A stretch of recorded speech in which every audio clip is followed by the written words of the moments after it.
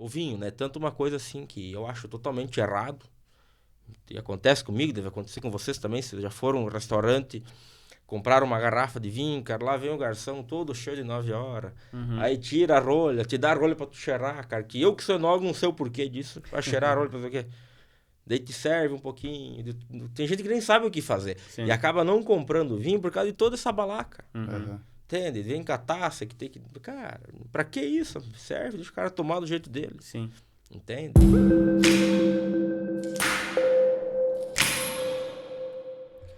Olá, sejam todos muito bem-vindos. Começando mais uma edição do nosso podcast semanal Fala Mais, para conversar com o pessoal aqui da região oeste, para bater um papo, né, Jonathan? Fala aí quem que é o nosso convidado do dia. Trazer sempre gente nova, né, e novidades para nossa audiência do Fala Mais. E hoje a gente vai bater um papo inédito, porque o assunto nunca esteve presente aqui no Fala Mais, né? Então a gente vai conversar sobre vinho. Vamos falar sobre degustação de vinho, sobre apreciação de vinho, como é que se desperta o hábito por tomar vinho, né? Embora a gente mora numa região aqui que é muito presente o vinho nas mesas, né? No jantar, nos almoços, enfim. Mas a gente está recebendo o Fábio Ricardo Eco. Ele é enólogo, é aqui da região oeste também, né, Fábio? Prazer recebê-lo aqui no Fala Mais. Seja bem-vindo. Boa tarde, Jonathan. Boa tarde, Jefferson. Para mim é uma grande honra estar aqui com vocês hoje para falar um pouquinho mais, né, sobre o nosso trabalho, nossa atividade, né, que é a vitivinicultura, produção de uva, produção de vinho aqui na região, né? Então a gente fica muito honroso de estar aqui no podcast de vocês, Fala Mais. Pois é, Fábio, a gente já estava em contato há alguns meses semanas, aí, né? Algumas semanas, mais precisamente, né? Para te trazer aqui para falar um pouquinho sobre esse assunto, porque é um assunto muito interessante, principalmente porque é uma região, aqui a nossa região, sul do Brasil, de um modo geral, né? É uma região muito produtora de vinho, né? E consumista também de vinho, né, Fábio? Perfeito. Fazia algum tempo que a gente estava em contato, porém com as dificuldades de agenda e deslocamento, dificultou, atrasou um pouquinho nosso bate-papo aqui, mas enfim, ele está acontecendo e eu acredito que vai ser bem proveitoso para todos nós e os telespectadores, os ouvintes, né? Fala um pouquinho do teu trabalho, Fábio, como é que é? Você é natural de onde? Mora onde hoje? Então, eu sou natural e resido no município de Quilombo, né? Quilombo. A cidade fica a 100, 110 que no oeste mesmo. Fica ali em Chapecó, para a direita, Coronel Freitas. A gente fica entre Chapecó e São Lourenço do Oeste, né? Uma cidade pequena, tamanho de Ponte Serrada, em torno de 10 mil habitantes. Eu sou enólogo de formação, né? Sou formado pelo Instituto Federal do Rio Grande do Sul, lá Campus Bento Gonçalves. Sou especialista em produção de uva e vinho pela UNO Chapecó também. E desde 2016 eu sou consultor técnico do Sebrae.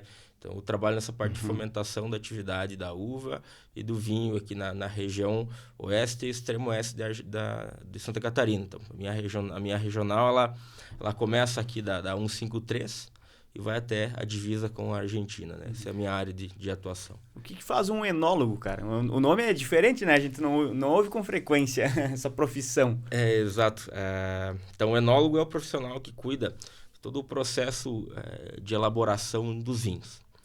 Então, não só dos vinhos, mas em si toda a parte de plantio, de cultivo da uva lá no campo e posteriormente a sua industrialização na vinícola. E aí você faz todo o processo, na verdade, desde a concepção ali do plantio até a colheita e a produção do vinho em si. São digamos assim, a grosso modo, né? Três fases, né? Dá para você dizer assim, é claro que dentro disso tem os pormenores ali. Sim, pega a parte de campo, né, que é a parte do plantio, do cultivo, do manejo, das videiras, né, que vão produzir a uva, que é a matéria-prima para a gente se elaborar o vinho, né? Então, a gente faz toda essa parte de acompanhamento, né, aos produtores da região, para depois fazer a sua industrialização na vinícola. Todos os processos, né, que são necessários ocorrerem ali para que o vinho fique apto ao consumo, né? Porque o vinho, ele não fica pronto do dia para a noite. Isso é um período de 6, 7 meses até que ele fique apto ao consumo. Alguns vinhos demoram até mais que isso. 6, 7 meses a partir de qual momento? A partir do momento que ele já está lá no barril? A partir do momento que a uva entra na vinícola, né? Então, ela sofre alguns processos. Começa lá com com o processo de desengasse, né, que é o processo de tu extrair a baga do cacho, depois o processo de esmagamento, que tu esmaga a baga para tu extrair os líquidos, posteriormente a fermentação, né, a clarificação, as transfegas, o envelhecimento e o invase. Então, isso demora de 6 a 7 meses, dependendo dos casos. Depois do invase, aí ele fica mais um tempo ainda para fermentar, porque a fermentação acontece nesse tempo ali, não? Não, a fermentação ocorre, é o segundo processo após a uva ser esmagada. Então, a uva é esmagada, a gente adiciona leveduras, né, que são os micro-organismos que vão ser os responsáveis por transformar o açúcar da uva em álcool e gás carbônico. Então, o gás carbônico vai expelir, ele vai para o espaço, vai ficando, né, e o álcool fica no vinho, que é o que a gente quer. Sim. Então, esse é o processo de fermentação. Após a fermentação, é feito o processo de clarificação da bebida, do vinho. Porque o vinho, né, ele é rico em matéria orgânica, em proteínas, e essas proteínas elas degradam com o tempo. Então, a gente tem que tirar e ir retirando isso do vinho. Ou por decantação, ou por filtração, quem tem o equipamento, ou por um processo adicionando insumos, né? A bentonite, gelatina, PVPP, alguns insumos que nos ajudam a retirar essas proteínas, essas matérias orgânicas dos vinhos, para posteriormente a gente fazer o envelhecimento do produto, que vai demorar ali de 3 a 4 meses para fazer isso, posteriormente o invase. E a questão do tempo, por exemplo, da produção até ele estar pronto, digamos assim, para o consumo, isso é uma regra, não é uma regra para todos os tipos de vinho, né? Porque há-se muito nos comentários populares, assim, de que quanto mais velho, mais gostoso fica e mais caro é. Como é que é essa situação da questão do tempo? Então, quando se fala em vinhos, eu digo que não existem regras, né? Porque se não existissem tantas regras metódicas, populares, eu acho que o consumo de vinho no Brasil seria muito maior. Porém, por cima dessas regras, falar quanto mais velho, melhor. Isso não é verdade, né? Isso é para determinados vinhos. Quando tu vai elaborar, tu já tem que pensar no vinho pensando no envelhecimento dele. Eu vou fazer o vinho hoje, eu quero que o meu vinho fique pronto aqui 6 meses. É um processo de vinificação. Eu quero que o meu vinho dure 2 anos. É outro processo de vinificação. Então, tudo isso tem que ser decidido antes entre o produtor, o enólogo, né? Ver com os consumidores, o que cada consumidor prefere, né? Para depois a gente for fazer. Mas essa história, te interromper, do vinho na garrafa já. Por exemplo, as pessoas compram a garrafa de vinho e dizem, eu vou deixar esse vinho 1 ano, 2, 3, 4, porque quanto mais tempo ele ficar ali, melhor ele vai ficar, mais gostoso, apetitoso. Isso tem lógica? Tem, mas não é regra, né? Alguns vinhos sim, alguns não, né? Então tem que tomar muito cuidado quando tu for comprar um vinho, né? Tu tem que comprar com alguém, tem uma instrução de alguém especializado na área para ele te instruir a tu comprar um produto, um vinho que tem um potencial de guarda, que tu consiga guardar ele 2, 5, 10 anos.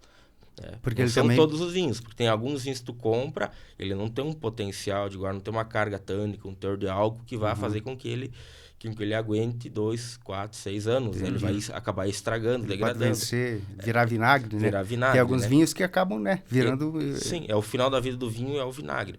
Então tem que tomar muito cuidado quando for se comprar um vinho para a gente estar se instruindo, né, com pessoas especializadas para saber o que tu tá comprando. Talvez tu tá comprando um produto que ele não tem um potencial de tu guardar, envelhecer ele lá, e tu vai acabar deixando, depois vai acabar degrimindo a imagem da indústria, do profissional que elaborou, sendo que ele não era para aquele fim. Então, essas coisas tem que tomar muito cuidado, e uma coisa que a gente sofre muito no meu meio profissional é essa questão que o pessoal acaba comprando, não sabe o que está comprando, e o próprio consumidor acaba estragando a bebida, né? Tem o pessoal que é apreciador de vinhos e que faz uma distinção bem grande, esses vinhos importados aos vinhos coloniais, que a gente tem bastante aqui na região. Eles dizem que os coloniais são mais fortes. Qual que é a diferença dos vinhos chilenos, sei lá, para os vinhos coloniais aqui da nossa região? A tua pergunta é bem interessante, né? Porque na nossa região, o que predomina são os vinhos coloniais, né? Que são elaborados com uvas de origem americanas, né? Que são Bordeaux, Isabel, Niágara, né? Que é o que mais é produzido e consumido aqui na nossa região, não só o município de vocês, mas toda a região oeste de Santa Catarina. Então, esses vinhos, os coloniais, são vinhos para ser consumidos durante um ano, 18 meses, né? Ele não tem um potencial de tu envelhecer ele. Então, tem que ser consumidos jovens. Aí vão preservar as características originais da fruta e do vinho em si. Os vinhos importados são elaborados com uvas de origem europeias, né? Das famílias das vitis viníferas. Então, Cabernet, Merlot, Taná, Malbec, são vinhos com potencial polifenólico maior, né? Mais taninos, mais antocianos. Isso vai dar com que vinhos mais carregados, mais alcoólicos. Então, são vinhos que têm um potencial de tu guardar mais, porém, eles são bem distintos os paladares.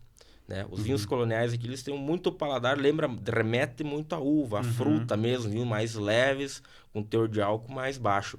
Os vinhos importados não, alguns são carregados de madeira, porque passam por barris de carvalho, enfim, então dá um paladar totalmente diferente. Então, vai muito do consumidor, quando for comprar, ele saber o que ele quer. Porque eu vejo muito o pessoal me falar, não, porque eu compro vinho importado ou vinho de Cabernet, de Merlot, mesmo de vinícolas nacionais, que está estragado. Não é bem dessa forma, são paladares totalmente diferentes. Sim. O nome vinho é o mesmo, mas o produto final lá, na verdade, ele muda, então? Tem muitas variáveis, como importados, assim, por ter uma escola brasileira, eu me identifico muito com os vinhos regionais, né, que é o que a gente trabalha, mas muito com os vinhos nacionais. Então, eu incentivo o pessoal, por mais que a nossa proximidade com a Argentina, mas de comprar vinho nacional, de empresas daqui, valorizar o nosso produto, que é um produto bom por um bom valor também. Pois é, você falou bastante essa questão do paladar, né? E ela realmente é uma bebida, assim, que... Sendo bebida ou comida, eu acho que é muito individual o julgamento, né? Mas... Dá para se dizer assim, Fábio, onde está o melhor vinho, digamos, do planeta? Quem produz o melhor vinho? Onde existe essa qualidade? Essa é uma pergunta que o pessoal me faz muito, né? A minha resposta é sempre mesmo. O melhor vinho é aquele que você gosta. Não tem uma regra, esse é o melhor. Não. O melhor é aquele que você gosta. Que às vezes, assim, o melhor vinho para mim não vai ser o melhor para ti e vice-versa. Então, sempre... Procurem comprar, adquirir, beber os vinhos que vocês gostam. Não vão por aquele modismo, porque o marketing, porque isso, porque aquilo. Bebam o que você gosta. Entende? Porque essa questão do paladar mesmo, né? Que nem o ponto da carne, né? Tem pessoa que gosta mais mal passada, mais ao ponto, bem passada. Então, é mais ou menos por aí, né? Exato. E tem uma ponderação que eu quero fazer também. Eu, como enólogo, é um jeito de degustar vinho quando estou trabalhando, né? Eu, Fábio, lá na minha casa, é outra maneira. Porque quando eu estou trabalhando, eu não estou lá dizendo se o vinho é bom ou ruim. Eu estou lá para dizer se o vinho tem qualidade ou não tem. Sim. Por mais que eu não goste daquele estilo de produto, mas eu estou lá para dizer se o vinho tem qualidade ou não tem. E na hora dessa avaliação, quais são os critérios para que você leva em conta para fazer Pois o que te faz definir se tem qualidade ou não tem? Sim, então a degustação organoléptica do vinho, ela é sustentada por 3 pilares, né? Que são a análise visual, que é o visual do vinho, né? Se ele está limpo, se está turvo, se tem brilho, se não tem, né? A análise olfativa da bebida, que são os aromas dessa bebida, né? Tem que ter os característicos com a variedade, com a proposição dele, né? O vinho tem que estar dentro da proposta, não pode ter aroma estranho de madeira velha, de mofo, de algo, um ranço que eu falo, né? Que é algo que é defeito, né? E a análise gustativa, que ou seja, o sabor da bebida, né? Que ele tem que estar equilibrado nas características de álcool, de doçura, de acidez, de amargor. Isso tem que ter uma harmonia entre essas características, né? Então, o que é vinho que tem mais qualidade? Um vinho que está mais harmonioso entre todas as qualidades propostas para a tal variedade. E essa questão das notas, cara, o pessoal comenta, né? A gente ouve comentar, né? Na degustação. Notas frutadas com um amargor e tal. Como é que funciona isso? Popularmente, assim, para o pessoal entender. Como é que é? Para te aprender a degustar vinho, não tem outro jeito. É só bebendo, só degustando. Tu não consegue aprender a degustar na teoria, no livro. Tu pode até ler sobre, mas para te aprender, tu vai ter que ter o vinho na tua frente ali, tu vai ter que degustar, vai ter que beber. Não tem outra forma, né, de fazer. Aí tu vai começar no início da tua degustação, tá? O aluno inicial ali, para ele vai estar tudo embaralhado. Ele não vai se entender. Tu vai cheirar, tem um cheiro de tu não consegue identificar. Mas o que acontece? Tu degusta hoje, aí tu tá tudo embaralhado, mas tu já grava aquele aroma, né? Amanhã tu degusta de novo, tu já começa a separar as coisas. Das notas frutadas, as notas amadeiradas, as notas mais amargas, né? Isso tu vai conseguindo diferenciar e o teu cérebro vai gravando isso. Tu vai criando um padrão de identidade com o teu cérebro. A partir de um certo ponto da tua experiência como degustador, fica automático. Tu pega um vinho, tu degusta, tu já... esse vinho tá... Tu já dá as notas, já consegue avaliar ele, né? Pegar... Eu me formei em 2014, eu comecei a degustar em 2010. Então, tô há 12 anos, né?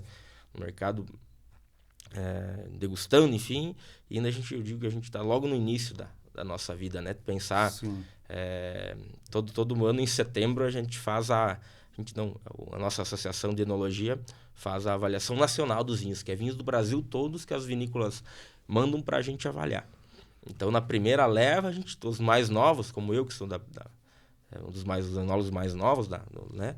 A gente nós que degustamos. Quando vai chegando pro final, é o pessoal conforme com mais experiência. E na finaleira, que são as 16 melhores amostras que são classificadas, é tudo o pessoal lá de 60, 70 anos de idade que faz degustação. Tem muito trecho já, muito tempo degustando vinho. E até para nós, da área, é muito bacana de ver esse povo degustar. Tipo, os comentários deles são espetaculares. Coisas que a gente degusta e não tem essa percepção que esses caras têm. Então, porque você é bastante jovem, né, Fábio? Você está com 29 anos, 29. Né? 29 anos, então, assim,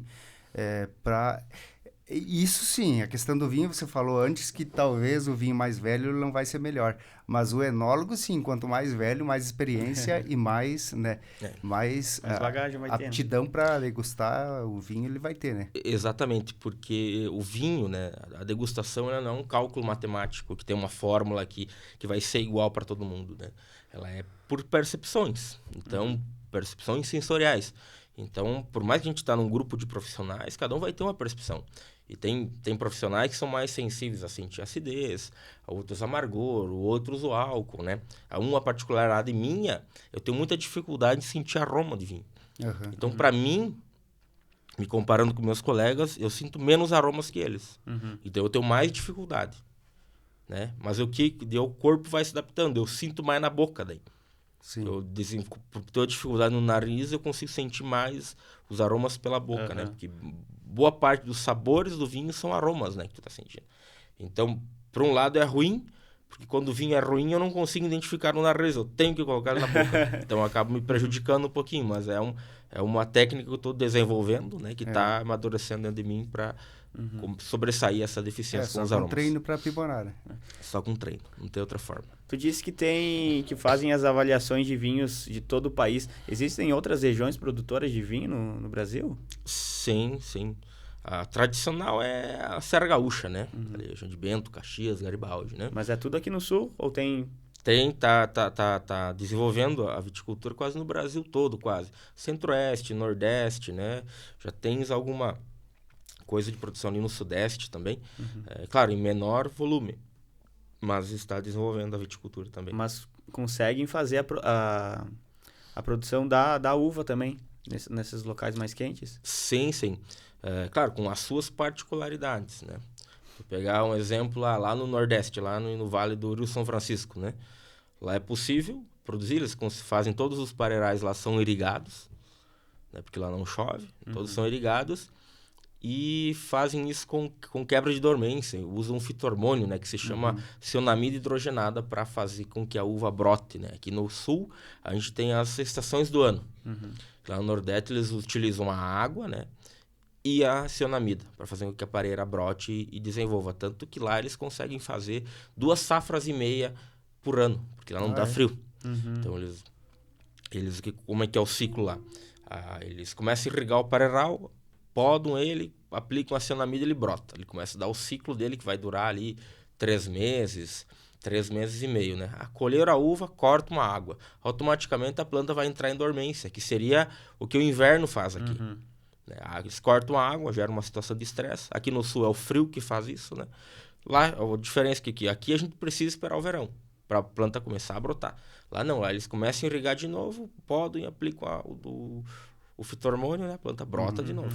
Pois é, pelo fato de ter bastante aqui no sul, né, ser tradicional, o plantio de uva, as parreiras e tal, fica no inconsciente que a uva é uma fruta do frio, né? Mas na verdade não, né? A uva gosta do calor, né? Ou eu tô errado? Não, tu tá certo até certo ponto, né?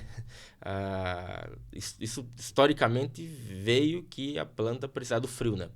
Por ela ser de origem lá, uma parte da videira europeia e outra parte lá dos Estados Unidos, onde tem as estações do ano são definidas. Sim. E lá é muito mais frio do que aqui. Se tinha isso em mente. Porém, com a tecnologia, foi se adaptando os sistemas de produção.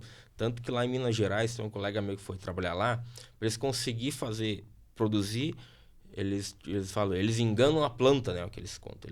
Elas podam ela 2 vezes em um curto período de tempo, né, que se chama de dupla poda, no qual eles conseguem espichar o período da planta e produzir uva lá em Minas Gerais. Uhum. Coisa que foi uma adequação do sistema de produção. Isso é tecnologia, estudo, que foi feito. E a forma também, além, claro, do cultivo, né, Fábio? Mas a forma como que se faz o vinho também, ela acredito que tenha mudado muito, né? Em relação, e está em constante evolução, em relação a alguns anos, por exemplo, anos atrás, né?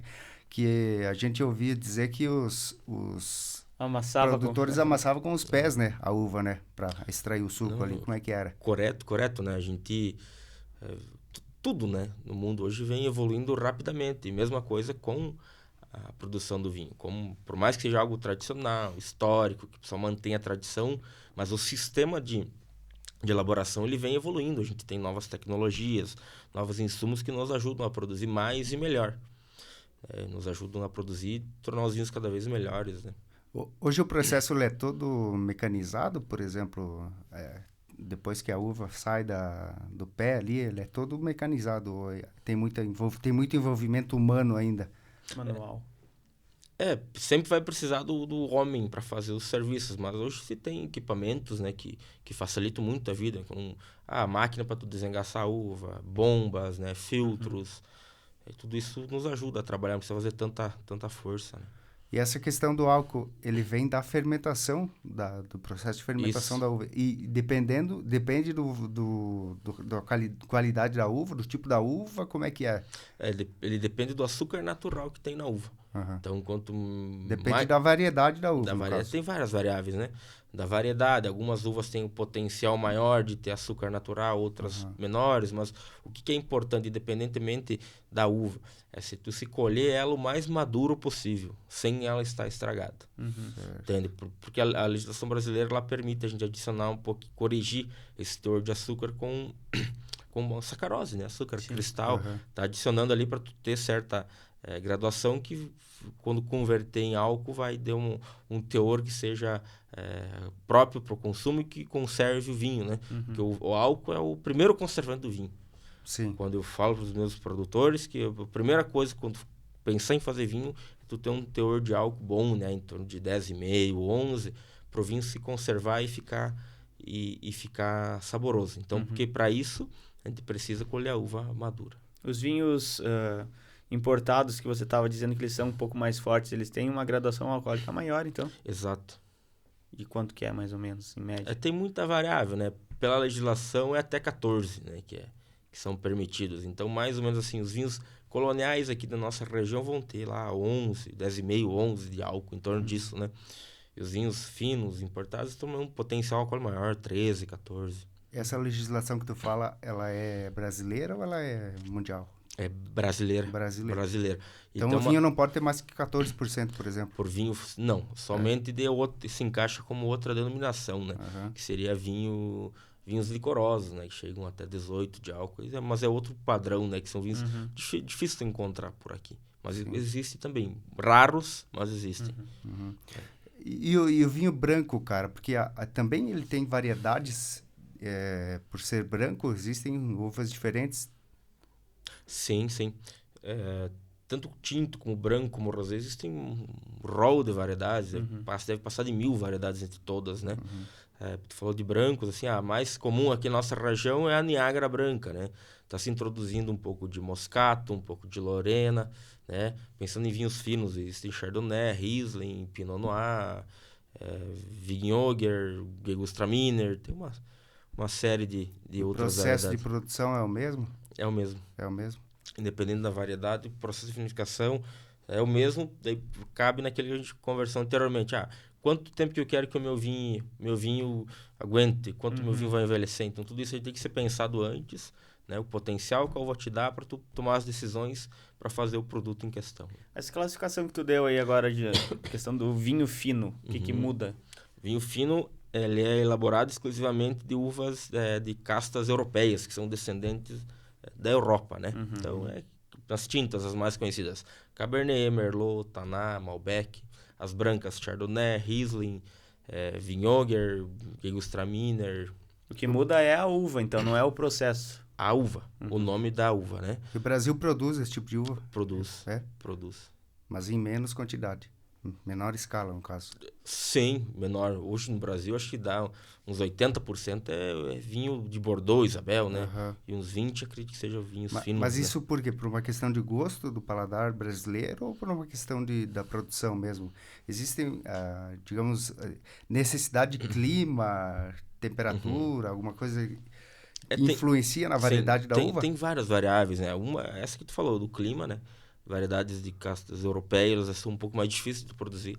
Eles precisam de mais frios, mais cuidados, são mais suscetíveis a doenças fúngicas, então é mais difícil de tu produzir. Tu vai produzir menos por hectare, né? E variedade de castas americanas, que é o que vem para cá, que é Bordeaux, Isabel, Negre, isso produz muito mais fácil e muito mais quantidade, né? Consequentemente, o valor do produto vai ser menor, então vai vender mais, né, no Brasil. Tu pegar assim, um exemplo eu vou te dar. Hoje uma garrafa de vinho Bordeaux, por exemplo, deve estar 12, 15 reais, né? É um Cabernet Sauvignon, para tu achar um Cabernet Sauvignon menos de 30 reais no vinho bom, é difícil. Então já dá o dobro, por isso que vai vender menos, né? Mas é um vinho totalmente diferente. E vai do que é bom, o que é melhor e qual que é pior, é do teu gosto. Eu conheço pessoas assim que não podem nem ver um Cabernet Sauvignon na frente. Já conheço outras pessoas que não podem nem ver um Bordeaux na frente. Então, isso é do gosto. É a mesma coisa com cerveja, com carne, com time de futebol, é tudo igual. É o gosto da pessoa. Certo. Entende? Fábio, voltando um pouquinho agora para a tua parte específica, você, né? Como é que você descobriu a profissão que você está atuando hoje? Em que momento da tua vida isso aconteceu? Minha família lá no município de Quilombo, a gente tem uma pequena vinícola, né? Então, desde sempre, cara, desde que eu me lembre, sempre tive aptidão por isso, sempre gostei, sempre me identifiquei com a atividade. E sempre quis ser enólogo. Tipo, na minha cabeça, nunca, depois que eu descobri a profissão, que eu conversei com o primeiro profissional, sempre quis isso para minha vida, né? E quando no passar do decorrer dos anos, né, enfim, escrevi pro vestibular, enfim, passei e fui estudar. Como é que é o curso, Fábio? Quanto tempo de curso é? O que vocês fazem no curso? Prática, teoria, como é que é? Então, o curso demorou 3 anos, né, 6 semestres. É um misto, né, de teoria em sala de aula com prática, né? Então, a faculdade, lá em Bento Gonçalves, é a primeira do Brasil com o curso, então é tradicional. Deve ter lá uns 60, 70 anos de história já, né, formando enólogos. Então, eles já têm uma área experimental no interior, que tem os pomares, onde a gente fazia a parte prática da campo de vitivinicultura. E também a vinícola contava com uma vinícola-escola. A faculdade contava com uma vinícola-escola, no qual a gente fazia as aulas práticas lá na vinícola. E todos os processos. A gente chegava na época de safra, a gente vinha as uvas que a gente ajudava a cuidar lá na granja, que a gente falava, lá no interior, vinha para a vinícola, a gente fazia os vinhos, os diferentes tipos de vinho, os diferentes métodos de vinificação lá na própria vinícola, né? Na minha estada em Bento também eu trabalhei 2 anos numa vinícola, no qual me deu uma bagagem muito grande. Foi uma vinícola de um guri que estudava comigo, vinícola familiar. A gente fazia em torno de 150 mil litros de suco, 40 mil litros de vinho fino, né? Fazia uns 20 mil litros de vinho comum também. Tinha 10 hectares de uva para cuidar lá, então deu uma bagagem bem interessante, né? No qual eu sempre falo que eu quase aprendi mais lá trabalhando na empresa do que na faculdade, né? Tu conseguiu aplicar bem a gente aprendeu e contar com a experiência do pessoal que já trabalhava há muito tempo, né? Porque para nós a gente começou, por mais que é histórica a produção de uva, de vinho aqui na região, mas profissionalmente ele é muito recente, né? Então eu penso que lá na Serra eles devem estar na 3ª, 4ª geração da família trabalhando com isso, então é uma vasta experiência. Porque como tu disse, historicamente, né, o vinho ele é familiar, né? Então você produzia para tua família e o teu entorno, né? Não para comercializar assim em larga escala, como tu disse, de produzir milhares de litros aí por ano, né? Do vinho e do suco, né? Pois é, e a nossa cultura de produção de vinho e consumo do vinho, ela veio especificamente da Itália, né? A princípio, ou tem outros países também da Europa que introduziram no Brasil? No Brasil, a colonização ela é mais italiana, né? Então, vem dali, né? Mas a origem do vinho em si, tu sabe? Ela é incerta. Uns falam que é na Grécia, uns falam que é no Egito. Então, bem certo, ninguém sabe, né? Mas que bom que alguém descobriu, né? Que a gente consiga desfrutar dele hoje, né? Você falou do vinho, do suco de uva, na verdade, Fábio. O suco é 100%, existe o suco de uva 100% integral, no caso não tem mistura de água, nada, né?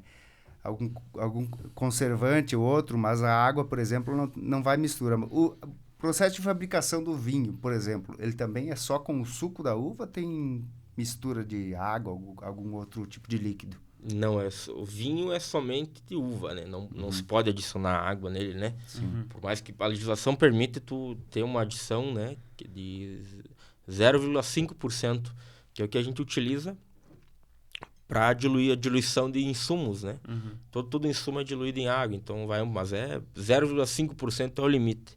Então, cada 100 litros são 500 ml, que são tolerados, Nossa, né? é bem pouco mesmo. É pouco, então nem é indicado, tá? Tem que tomar muito cuidado com isso, porque tem toda uma legislação por trás, que são fiscalizados pelo Ministério da Agricultura, né? Sofremos auditoria, então tem que tomar muito cuidado com isso. Pois é, essa questão da fiscalização é o Ministério da Agricultura que faz. Aí são os técnicos do Ministério que vêm de tempo em tempo? Como é que Isso, são os técnicos do Ministério, né? Os auditores fiscais, né? Que fazem a vistoria. E a fabricação do vinho doce, por exemplo? O vinho doce é o açúcar da uva ou ele vai açúcar de cana? O vinho suave, tá falando? Pode ser. Que, assim, provavelmente eu tô errado, né? Então, é que, na verdade, o vinho doce até não é o suco da uva, né? Pois é. Eu ouço como vinho doce, mas a denominação correta é o vinho suave, então, né? O vinho que assim, adocicado. Aqui na região, o vinho doce, o que é? Tu esmaga a uva, aquele suco que sai na hora do esmagamento da uva, o pessoal consome por vinho doce, né? Mas não tem álcool, no Não caso, tem né? álcool, é somente o suco da uva. Esse para mim seria o suco da uva, no caso, que eu me referia antes, né? E o vinho doce é aquele com álcool e sabor então, adocicado. Esse é o vinho suave, né? Esse é o suave. O vinho suave é o quê? Nada mais é um vinho normal, vinho seco, que tu adiciona açúcar lá. Ele vai 60, 70 gramas por litro de açúcar e engarrafa e vende, né? Ou tu pode fazer isso em casa, né?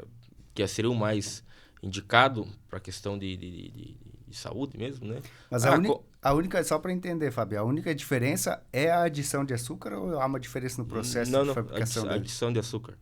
Adição de açúcar e um conservante, né? Para ele não fermentar e não correr nenhuma contaminação. Então, é açúcar e um conservante adicionado a um vinho seco. Né? Então, o vinho doce é um vinho com açúcar, para ficar doce. Exatamente, é vinho suave. Vinho suave, no caso. Vinho suave. O vinho doce, no caso, seria o suco da uva, né?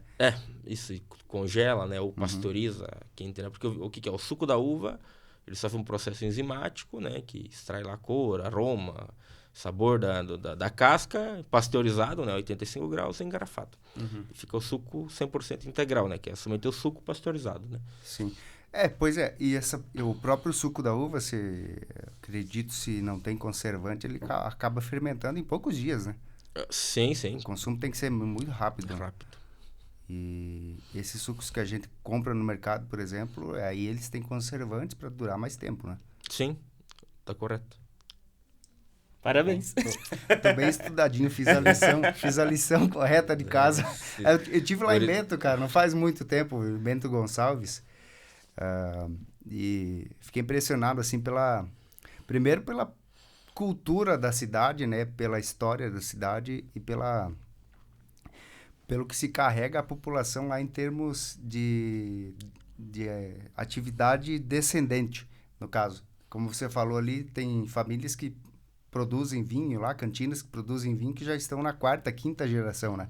Então é uma coisa muito surpreendente, assim, são dezenas lá, 60, 70, 80 cantinas, mais ou menos, que eu ouvi comentário que existe lá em Bento, né? Não tive tempo de visitar todas, né? Porque fiquei 2 dias só. Mas tem muito mais, né? Eu já diria que passam de 300. É incrível, né? E... É a cidade, é o lugar que mais tem cantinas. Todas familiares. Sim, todas começaram com uma família. Tirando as cooperativas, né? Tu pegar a Cooperativa Vinícola Aurora, né? É a maior do Brasil. Deve fazer lá, não sei se 60 milhões de litros de produto, né? Todos os produtos. É gigante. Tanto que, na época de safra, quando eu morava lá em Bento, a Vinícola Aurora tem 3 unidades de recebimento de uva. 2 delas são dentro da cidade de Bento. Então, o trânsito era desviado, que em tal horário só podia passar por aquelas ruas os caminhões que iam descarregar na Aurora. A cidade tinha cheiro de uva na época da safra. Sim. Eu conto isso, o pessoal me chama de mentiroso, mas é verídico, né? Se forem para Bento em janeiro, em fevereiro, a cidade tem cheiro de uva, por causa da Aurora, que tem muita, né? Ou como que aqui tu passa perto de um frigorífico, tu sente o cheiro do frango, ou enfim, lá é o cheiro do uva, na cidade, é incrível, muito, né? Mais agradável, né? As próprias ruas onde passa os caminhões, ela fica grudando, né, do suco que escorre, é diferente, cara, as coisas incríveis, né? Tu conversar com os pessoal das vinícolas lá, né? Aqui o normal é tu ir a algum lugar, num evento, o pessoal fala de milho, de vaca, de alguma coisa assim, o papo do povo, né? Lá só falam de uva, né? Sim. Como é que tá, quando é que você vai podar, quando vai colher, como tá a produção, entende? Então a cultura é diferente, né? Qual que é o mercado maior consumidor de vinho aqui da região? Para onde que vai o vinho produzido aqui na região sul? Mas, cara, pro Brasil todo, né? É difícil te exemplificar para onde vai, né? Mas, assim, pro sudeste, pelas cidades, São Paulo, Rio, né? Pela quantidade de gente que tem lá. Vai muita gente para os grandes centros, as vinícolas, né? Ali de Bento, que a gente estava falando antes, elas, inclusive, exportam vinho para Europa, né? Exportam para tá crescendo vários países, né? Tá crescendo muito a exportação de espumante, né? Também, o espumante brasileiro é muito bom, tá crescendo muito e é muito, né? O vinho nem tanto. Os outros países, né? Tanto na região, aqui na América, Chile, Argentina, que são os 2 mais famosos produtores de vinho, né? Na região de Santiago, no Chile, e Mendoza, na Argentina, que é nos pés da cordilheira, onde que seria a região mais apta à produção de uva e, consequentemente, de vinhos, né? Esse povo, a gente já participou de vários eventos que eles não consideram tanto o vinho brasileiro, não é? Mas está ganhando o mercado, né? O Brasil está importando bastante tecnologia, está se especializando os profissionais, né, para elaborar os produtos cada vez melhores. Se fosse fazer digamos assim, uma tabela em termos de nível de qualidade, porque você falou que a principal função do enólogo é avaliar a qualidade, é avaliar nesse sentido da degustação, né, Fábio? Por exemplo, o Brasil estaria em que patamar comparado a outros países? Assim, mundial, né? Para mim, primeiro, né? Aí que vem tudo isso, né? É muito gosto. Como eu falei, né? Falei anteriormente já, eu não compro vinho importado, né? Eu só compro vinho nacional. Sim. Para valorizar. Sim. Se a gente não valorizar o que é nosso, quem que vai valorizar? Então, várias pessoas me falam, vamos tomar vinho hoje no restaurante, qualquer lugar, eu já vou pro nacional. Independentemente de quem for, mas eu vou tomar vinho nacional. Mas importado eu não compro. Você consegue ter uma distinção, entender o motivo fora do país, os vinhos chilenos e argentinos serem mais bem vistos, como tu estava dizendo, que o vinho brasileiro ele não tem muito mercado lá fora, mas é o chileno e o argentino. Por que esse motivo, será? Começaram antes, né? Se profissionalizar antes. A produzir com uvas viníferas antes, a tecnologia e o local de produção deles, né? Nos pés da cordilheira ali o clima é excepcional, né? terreno arenoso, não chove, tem a barreira, tu pegar tipo em Santiago, no Chile, né? Tem 2 barreiras naturais, pegas em pragas, né? Um lado é o oceano e do outro lado é a cordilheira, então não passa praga. Então, para cultivar uva lá é excepcional, né? A gente conversa com o pessoal, tem um colega meu, e no Brasil tem uma vinícola chilena, né? Que é a tal da Cave Gás. Tem um meu colega, o Ranier, que começou a trabalhar na Cave Gás aqui, né? Lá em Pinto Bandeira, a vinícola sede dela.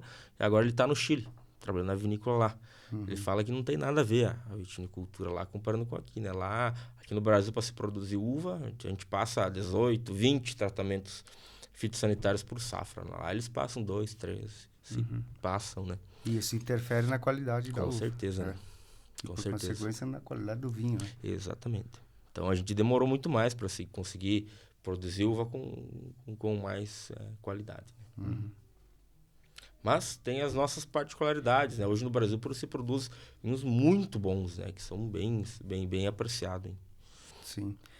E se consome vinho o ano inteiro, todos os dias?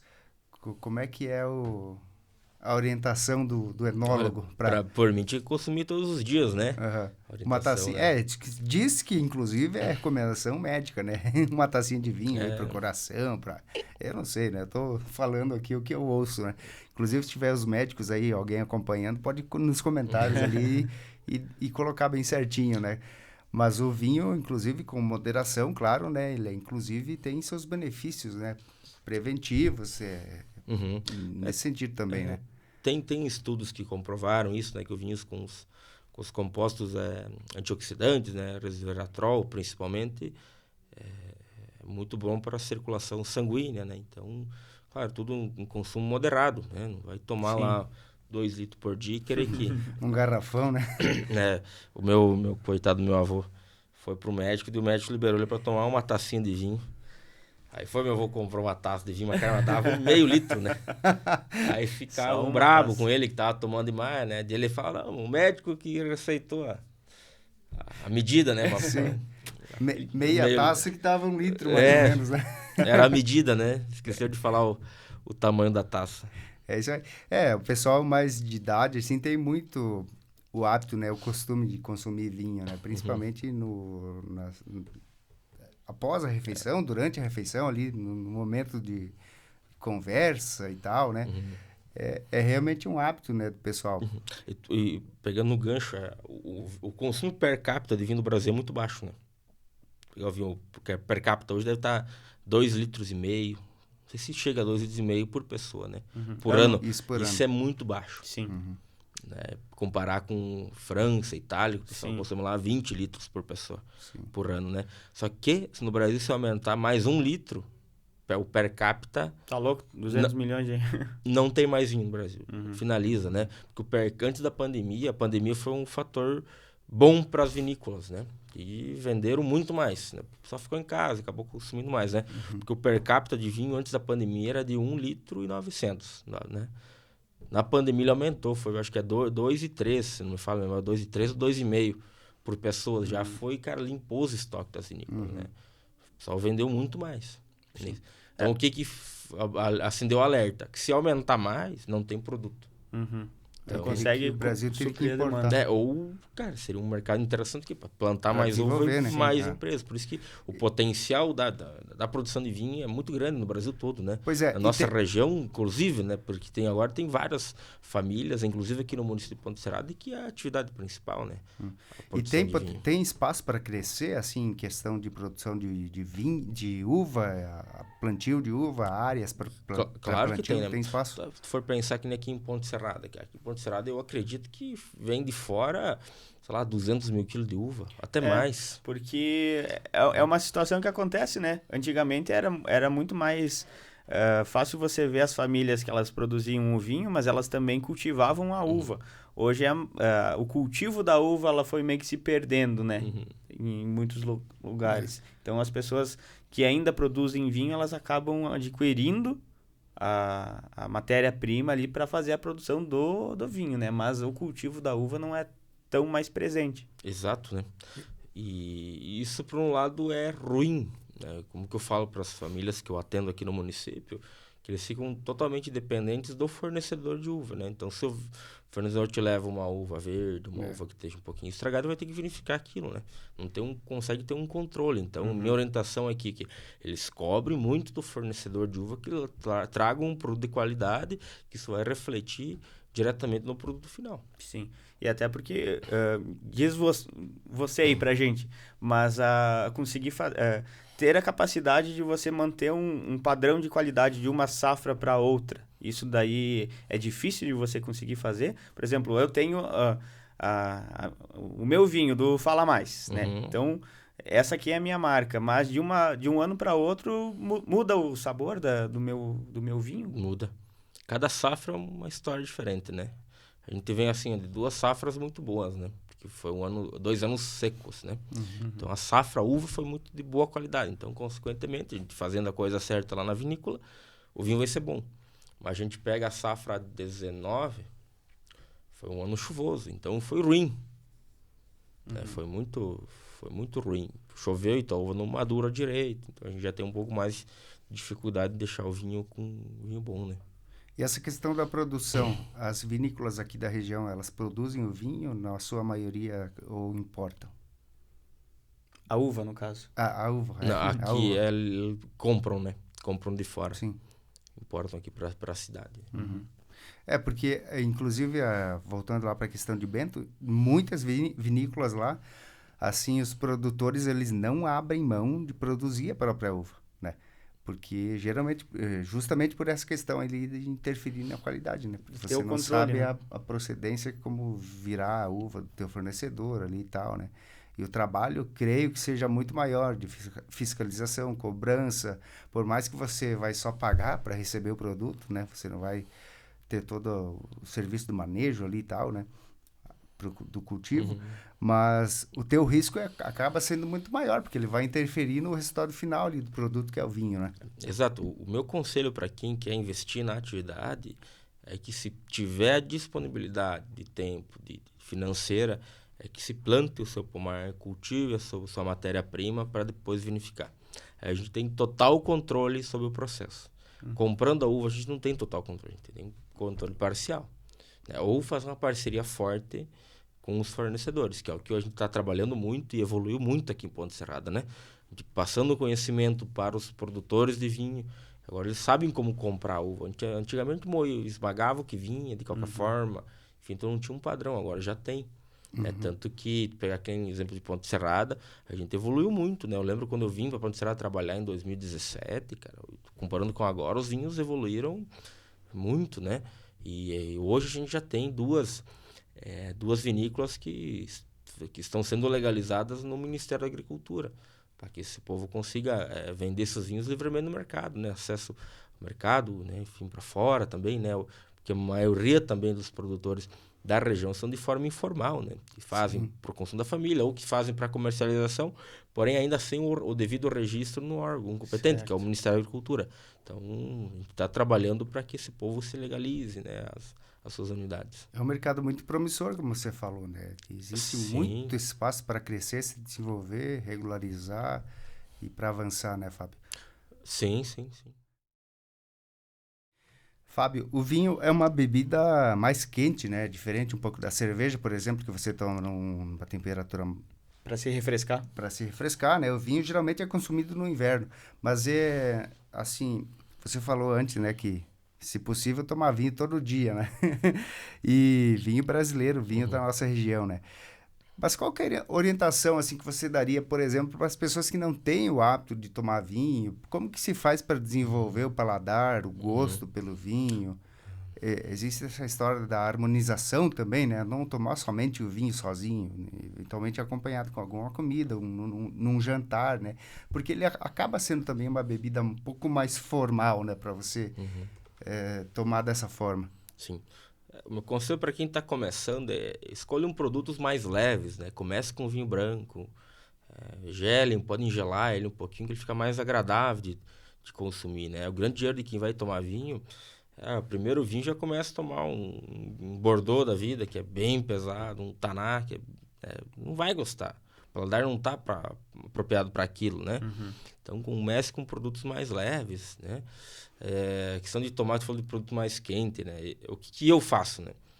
Eu tomo vinho o ano todo, não todo dia, né? Geralmente eu tomo vinho quando eu tô em casa, na sexta-feira, no sábado à noite, meus dias de tomar vinho, assim, né? Ou quando tá trabalhando, né? Mas daí isso é profissionalmente só daí, né? Eu tomo muito vinho branco, né? Eu gosto de tomar vinho branco e vinho branco gelado. Eu coloco, não gelado que nem cerveja, mas porte de geladeira, né? Que vai te dar ali 7, 8 graus, né? É o jeito que eu tomo vinho. Aí quando é frio, para esquentar, daí eu tomo vinho tinto. E nessas situações também de calor, o espumante está crescendo muito o consumo, né? Para quem está começando, começa a tomar um moscatel que é mais docinho, mais leve, mais fácil de tomar. Aí depois tu tomar gosto pela coisa, vai se habituando e tu começa a partir para um brut, extra brut, né? Conforme... Que são os mais amargos, no caso, né? Os mais açúcar, secos, né? Os mais secos, né? A questão do espumante, a gente não falou disso, mas o processo de fabricação é semelhante ao do vinho? É semelhante, né?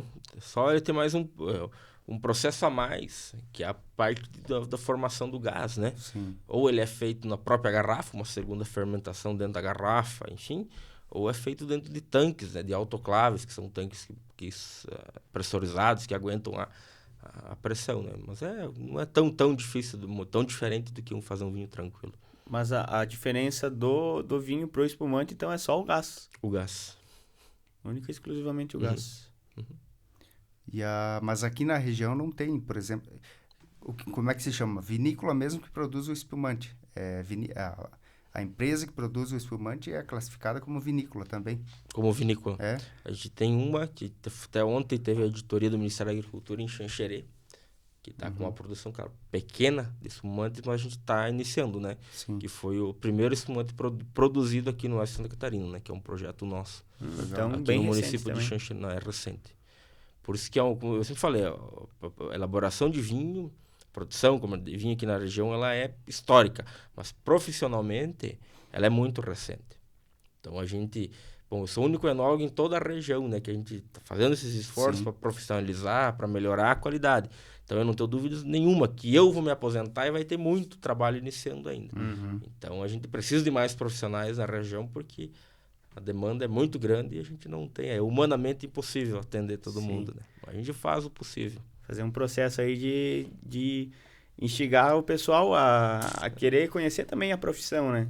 Conhecer a profissão e os apreciadores de vinho se tornarem profissionais, assim como você é, né? Exato.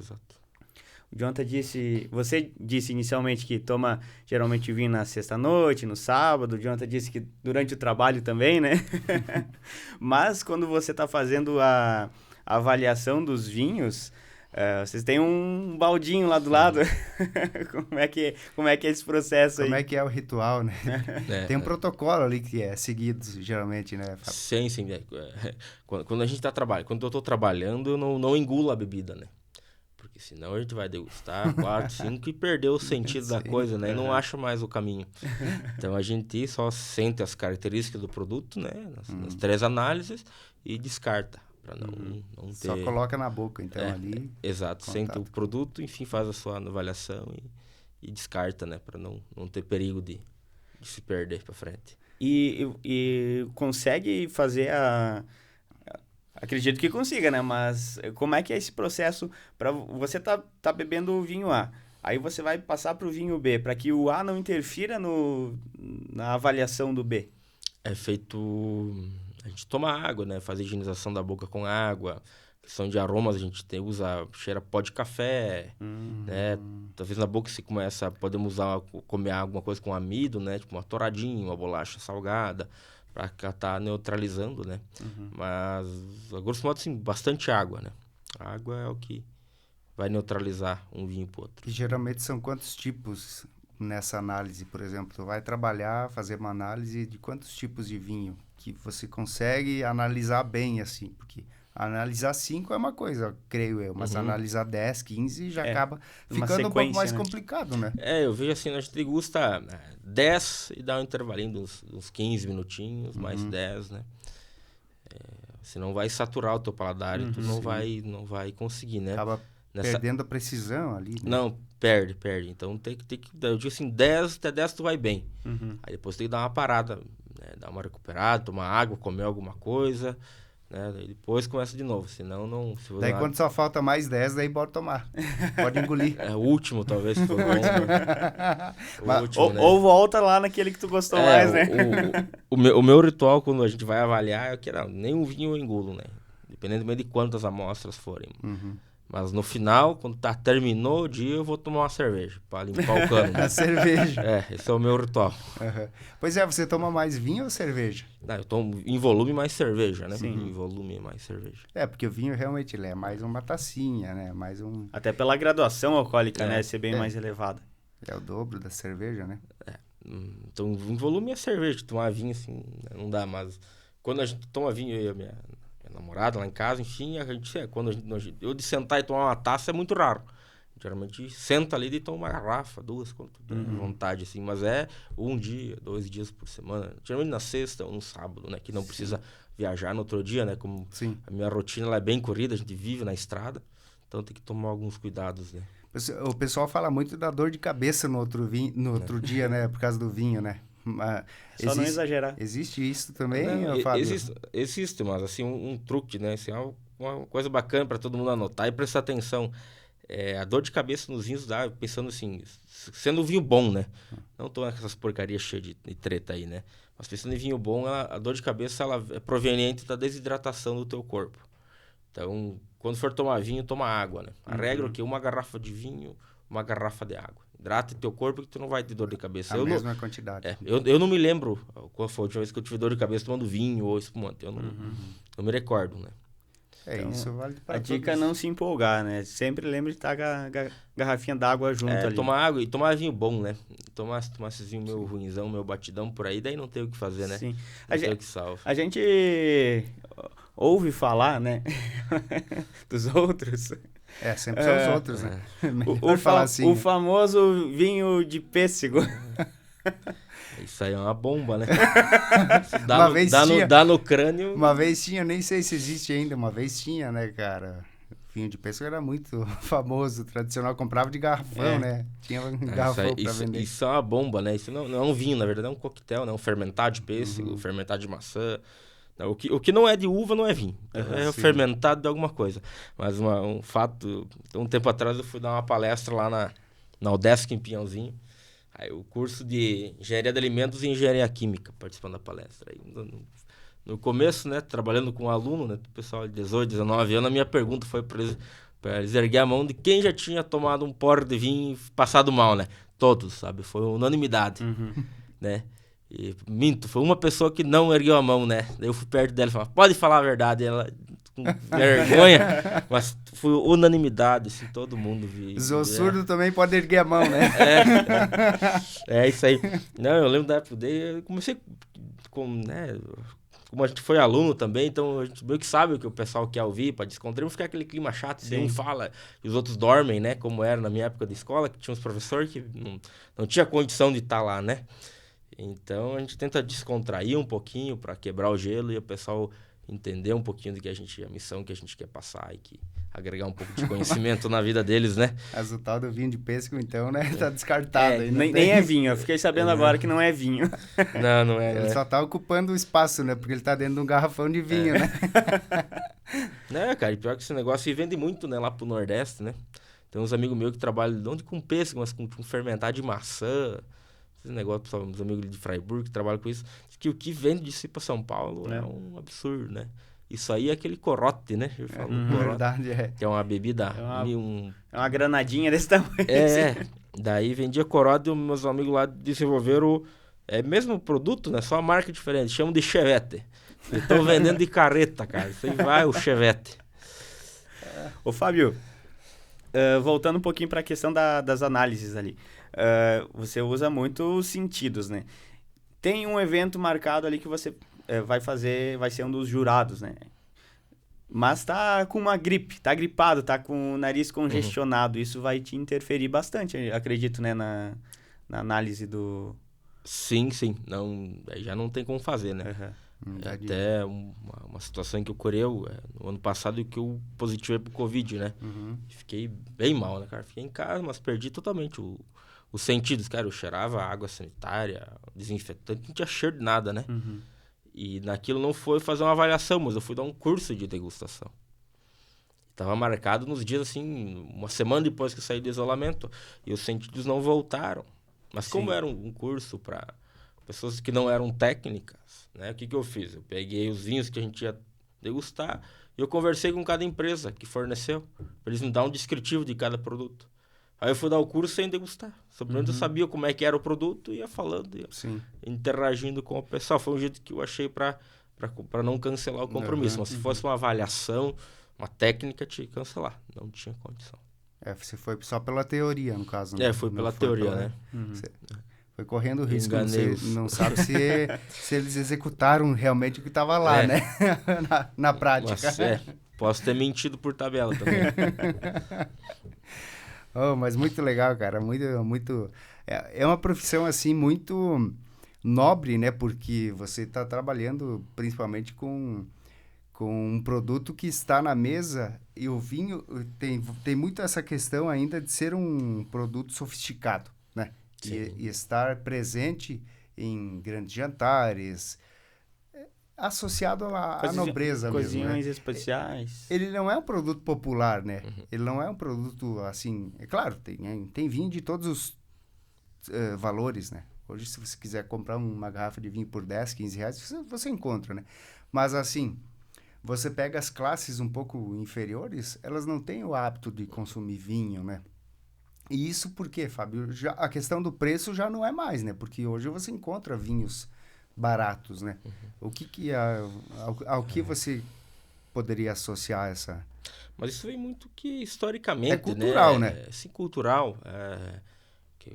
De fato, vinho, espumante, servidos em jantares especiais, em aniversário, em comemorações, né?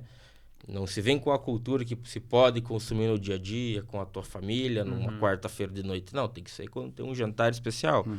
E não é por aí, né? Então tá tendo um grande apelo, até o pessoal das vinícolas estão investindo em marketing, né? Para desmistificar isso. Para que o vinho popularizar o vinho, né? Tanto uma coisa assim que eu acho totalmente errado, e acontece comigo, deve acontecer com vocês também, se já foram a um restaurante, compraram uma garrafa de vinho, cara, lá vem o garçom todo cheio de 9 horas, aí tira a rolha, te dá a rolha pra tu cheirar, cara, que eu que sou enólogo não sei o porquê disso, pra cheirar a rolha, pra ver o quê. Daí te serve um pouquinho, tem gente que nem sabe o que fazer, e acaba não comprando vinho por causa de toda essa balaca, entende? Vem com a taça que tem que... Cara, pra que isso? Serve, deixa o cara tomar do jeito dele, entende? E outra coisa, o valor, tu vai num restaurante tomar um vinho caro, os caras toram o cara no meio, né? Uma facada, absurdo o valor, assim, do que seria o valor justo pelo produto. Então, isso acaba prejudicando o consumo de vinho, né? E o espumante é visto só em comemorações. Eu conheci espumante de verdade, quando eu fui morar em Bento, em 2011. Até lá, a gente tomava... espuma de prata, sabe? Com a tampinha, cidra, com a tampinha de acrílico, né? E achava que tá tomando champanhe, né? E às vezes não é por aí, né? É um produto diferente, que daí pega um produto mais barato, inferior, que o pessoal nem é tão bom, né? Mas o pessoal acaba... Pois é, você falou champanhe, agora você usou a palavra. Mas tem diferença champanhe para espumante?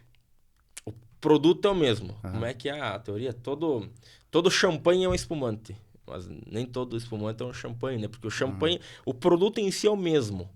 Porém, champanhe é uma DO, né? Uma determinação de origem, que só pode ser chamado de champanhe o produto que é elaborado na região de Champagne, lá na França. Então, no Brasil, não pode utilizar o nome champanhe. Por isso que se utiliza espumante. Mas o produto em si é o mesmo, né? A gente tinha que criar algum produto aqui no Brasil, né? Que, para popularizar o mundo afora, que só seja... produzido aqui, né? E tem essa fama aí também. Sim. A nossa caipirinha, né? Tanto assim, ó, com os champanhe, cara, é um absurdo o valor, sabe? É muito caro. Então... geralmente o champanhe ele é mais caro do que o próprio vinho, né? Geralmente. Sim, porque o processo dele acaba encarecendo, Sim, mas hoje a gente compra muito. Porque ele vai coisar mais, né? Um processo a mais. Gás, até pela garrafa, rolha, gaiola, então custa mais, né? Uhum. Então o valor é um pouco mais... Tem um valor agregado também. E comprar o sabre para abrir também, né? Sabre, né? Mas o que a gente vê, né? Mas popularizou também o espumante, né? Hoje tu compra muito espumante bom, assim, por R$30, 35, espumante bom, cara. Sim. Bem bom mesmo, né? Porque os vinhos que eu tomo são nessa faixa de preço. Eu não tomo vinho muito caro, não. Vinho bom e barato, né? Na minha lógica de vida tem que ser, né? Mas o que a gente vê muito pessoas da nossa faixa etária, né? Que está aumentando muito o consumo de vinho, né? O pessoal tá indo no restaurante, tá indo no bar e tá comprando vinho, tá tomando vinho, então tá popularizando um pouquinho mais, né? E de fato eu vejo na praia também, né? Muita gente vai na praia, toma espumante, toma vinho lá. Então tá aumentando, né? Então essas empresas também estão pegando esse nicho de mercado de fazer um produto com uma pegada mais jovem, né? Mais fresco, mais fácil de consumir. Tu falou da caipirinha, tem caipirinha de vinho também, né? Agora o pessoal faz. Não sei se não tá estragando o vinho, mas tudo certo. Eu não sou muito fã, mas quem gosta, toca o barco. Caipira de vinho também, né? É clássica.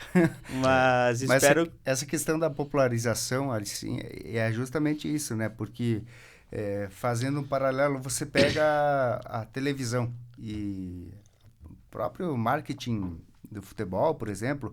Você enxerga muita propaganda de cerveja, né, cara? Cerveja, refrigerante até, né?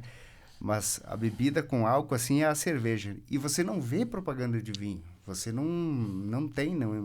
Então, é justamente essa questão do marketing, da cultura, para que também ele acabe sendo introduzido cada vez mais, né, na vida do brasileiro. Mas eu acho que a gente está evoluindo bastante, né? A questão da qualidade também vem crescendo muito, né? Tanto da produção do vinho, quanto da produção da uva, aliás, quanto até a produção do vinho, todos os processos aí, né? E isso com o tempo, vai se desenvolver cada vez mais, né? Mas é um trabalho de formiguinha, né? Não, tu falou tudo agora, né? O trabalho de formiguinha. Então, o exemplo do meu círculo de amizades, né? Quando eu voltei da faculdade consumindo, comecei a entender um pouquinho mais sobre o produto, né? Então comecei a consumir mais e difundir isso, né? A gente fazia um churrasco com os amigos lá quando é meio frio, eu levo minha garrafa de vinho embaixo do braço, né? Aí eu começo a tomar. Aí vem experimentar e vai crescendo. Hoje a gente já faz churrasco, outro tipo de jantar, só consumindo vinho. Né? Antes era só cerveja. E a outra é formiguinha, porque eu comecei e o outro começa e vai passando, né? Então, aumenta, né? Então, se mais gente fazer a mesma coisa, vai aumentando esse círculo, né? E vai desenvolvendo o hábito, né? Para a pessoa também que não tem tanto paladar assim para o consumo, né? Só consumindo para vai vendo desenvolver. que gosta. A minha namorada, né? Não sei se por livre e espontânea pressão começou a consumir vinho, mas enfim, não tomava vinho, não gostava. Aí eu comecei nessa pegada, com vinhos mais leves, né, mais frescos, aí começou a tomar e vai evoluindo o paladar. Hoje já entende, né, ela toma um vinho e já começa a falar que ele tá diferente, tá assim, tá assado. Então tu vai treinando o paladar. Sim, entende? só na prática, né? Só na prática. E essa questão da temperatura do vinho, por exemplo, não existe uma temperatura ideal para o consumo, é questão pessoal também relacionada ao paladar. Para consumo, né, das pessoas, é o paladar. Se gosta mais gelado, toma. Se gosta mais quente, pode tomar, né? Tecnicamente tem uma temperatura, né? Por exemplo, a gente vai fazer uma avaliação. O vinho tem que estar dentro de uma faixa de temperatura, né? Então, o que acontece com a avaliação, o vinho tem que ficar ali 10, 12 graus, né? Não menos que isso. Tem que tá fresquinho. Um branco, né? Um tinto 15, né?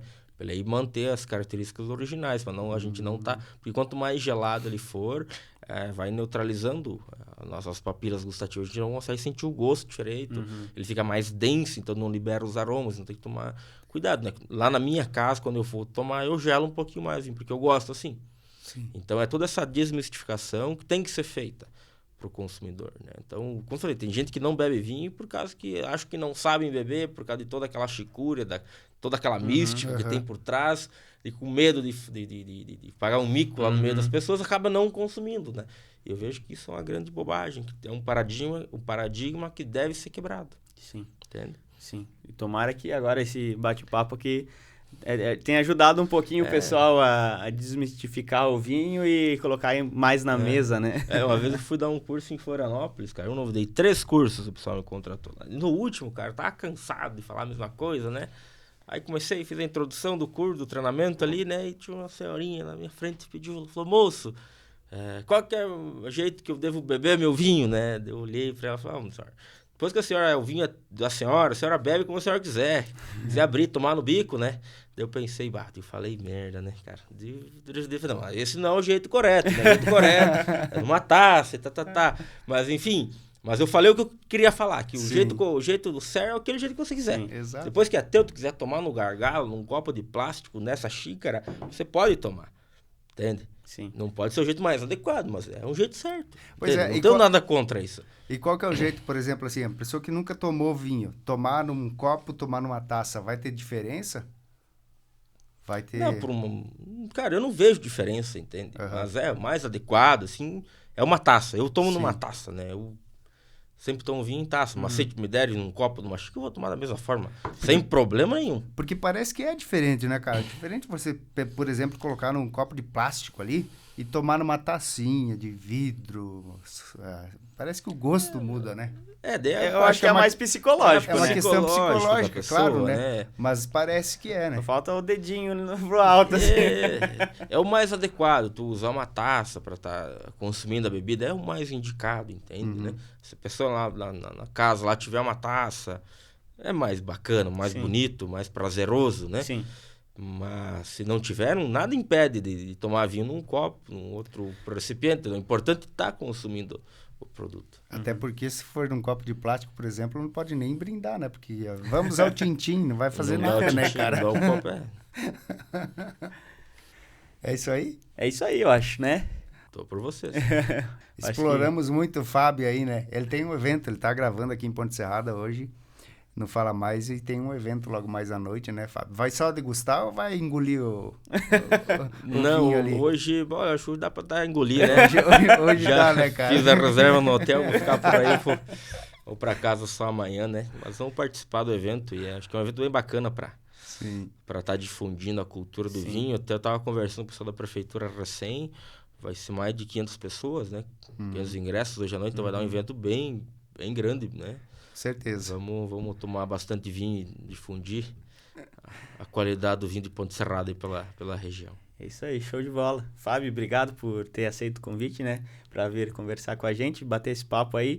E, como tu disse, difundir a cultura do vinho, né? Para o pessoal cada vez mais trazer para o dia a dia, né? Então, muito obrigado. Valeu. Fábio Ricardo Eco, ele que é enólogo e esteve conosco aqui no Fala Mais, trazendo algumas orientações, algumas dicas aí para o consumo do vinho. Muito obrigado pela tua presença, Fábio. Cada vez mais sucesso e parabéns aí pelo trabalho desenvolvido em toda a região. Tá, eu queria agradecer a oportunidade, né, de estar aqui no podcast de vocês. Jefferson, Jonathan, muito obrigado mais uma vez. Show de bola. E obrigado você também que acompanhou esse bate-papo. Não se esquece, curte o vídeo, se inscreve no nosso canal do Fala Mais no YouTube e compartilha esse conteúdo aí nas redes sociais. Beleza? Obrigado e até a próxima semana. Valeu, gente. Até mais.